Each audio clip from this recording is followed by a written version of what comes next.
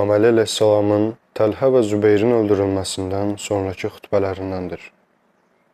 Azğınlıq və nadanlıq zülmətində olduğunuz vaxt bizim səbəbimizə doğru yola qədəm qoydunuz. Uca zirvələrə yüksəldiniz və bizim vasitəmizlə ayın son gecələrinin qaranlığından sübhün nuruna çıxdınız. Kar olsun yol göstərən fəryaddan nəsihət almayan qulaq, onun sözlərinin aqibətini düşünməyən. Bu lənət Təlhə, Zübeyr və Muaviyyə kimi haqqın yolundan üz döndərib, müsəlmanların dinini yolunu kəsərək onları azdıranlara aiddir.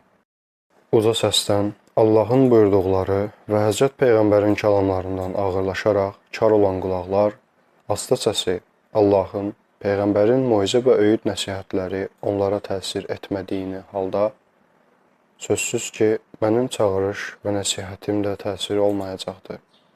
Necə işlə bilər?